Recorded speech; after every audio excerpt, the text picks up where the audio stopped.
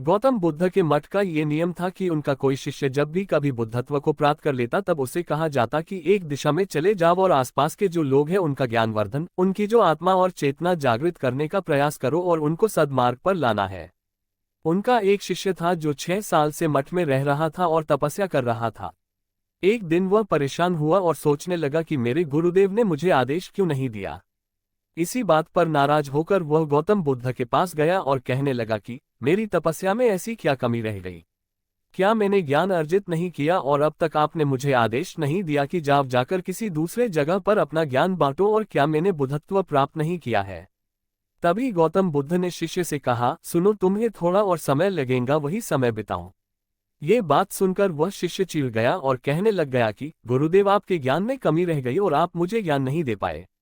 गौतम बुद्ध को लगा कि ये समझेगा नहीं और कहा, ठीक है, कल सुबह पूर्व दिशा में एक गांव है, वह जाना और वहां से भिक्षा लेकर आना और अपना पूरा दिन वही बिताना और कोशिश करना कि वहां के लोगों को थोड़ा सा ज्ञान बांटना और आकर मुझे बताना कि अनुभव कैसा रहा।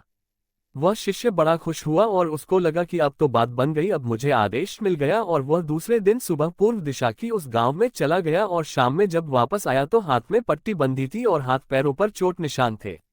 ये देखकर गौतम बुद्ध ने उस शिष्य से पूछा कि ये क्या हाल कर लिया। तब उसने बताया कि आपने मुझे कैसे गांव में भेज दिया और वहां पर जब मैंने भिक्षा मांगी तो लोग मुझे डांटने लगे और भगाने लगे। एक व्यक्ति सिर्फ वहां पर मुझे भिक्षा दी, वो भी जमीन पर फेंककर, और कहा कि ले जाओ इसको। इतने बुरे गांव में आपने मुझे ज्ञान बांटने के लिए भेजा, अब आप मुझे कल किसी और गांव भेज देना, मैं जाकर के ज्ञान वहां देकर आता हूं। गौतम बुद्ध ये सुनकर थोड़ा मुस्कुराए और उन्हें तो पता था कि ये कुछ कर नहीं पाएगा, और कहा कि ठीक है, अगले दिन तुम किसी और गांव जाना, लेकिन एक दिन के बाद जाना और एक दिन मठ में रुके रहना है। अब की बार गौतम बुद्ध ने अपने दूसरे शिष्य को उस गांव में भेजा जहां अपने उस शिष्य को भेजा था, और शाम में जब वह शिष्य वापस लौटा था तो उसकी भी हालत वही थी और हाथ पैरों में चोट लगी और पट्टी बंधी हुई थी।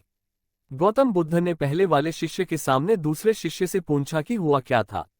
तब उसने कहा कि जिस गांव में आपने मुझे भेजा था वह के लोग बड़े भोले भाले हैं, भिक्षा दे नहीं रहे थे, और एक व्यक्ति ने मुझे जमीन पर फेंककर भिक्षा दी और मैंने उसे स्वीकार कर लिया और उसे आशीर्वाद दिया कि तुम्हारा कल्याण हो। तो वह व्यक्ति चौंक गया और कहने लगा कि आप गजब के इंसान हो, मैं आपको जमीन पर फेंककर भिक्षा दी और आप मुझे कल्याण हो का आशीर्वाद दिया। तब मैंने उसे कहा कि मैं अपना कर्तव्य निभाऊंगा और आप भी बड़े दानी हैं और आपने मुझे भिक्षा दी है। उसके बाद में जब वह से निकल रहा तब मैंने देखा कि एक बच्चा बीमार था और मैं जंगल में गया तब वहां से जड़ी बूटी लाने, और जब मैं लौट रहा था तब कुछ लोगों ने मुझे पकड़ लिया और पूछने लगे कि यह जड़ी बूटी कहाँ लेकर जा रहे हूँ। तब मैंने उनसे निवेदन किया कि मुझे छोड़ दो, एक बीमार छोटे बच्चे की मदद करनी है, और तब उन्होंने मुझे छोड़ दिया। जब मैं गांव में वापस आकर उस बच्चे की मलहम पट्टी कर रहा था तो तभी गांव वाले मुझ पर हमला करने लगे। तब उस दानी व्यक्ति ने जिसने मुझे जमीन पर फेंककर भिक्षा दी थी उसने गांव वालों को रोका और कहा कि यह ठीक व्यक्ति है और इसे अपना काम करने दो। जब मैंने जड़ी बूटी लगाई तो बच्चा ठीक हो गया और सब मेरे लिए तालियां बजाने लगे।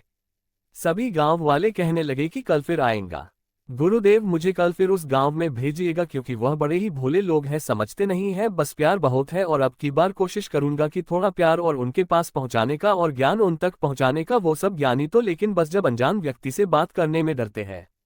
वो जो पहला शिष्य था जो एक दिन पहले उससे गांव में गया था वह सुन रहा था और समझ रहा था और गौतम बुद्ध के चरणों में गिरकर बोला कि गुरुदेव, कमी तो मुझ में ही थी, आपने ज्ञान तो बहुत सारा दिया लेकिन मैं उसे आचरण में नहीं ढाल पाया और मैं अहंकार को ऊपर रखा और उसी गांव के लोगों को पहचान नहीं पाया और मार खाकर चला आया, और मार तो इन्होंने भी खाए लेकिन इनका अहंकार मिट चुका है और ये समझ चुके हैं कि वो लोग भोले भाले हैं और हमें उनसे अलग तरीकों से व्यवहार करना होगा और ज्ञान को आचरण में ढालकर उन लोगों तक पहुंचाना होगा।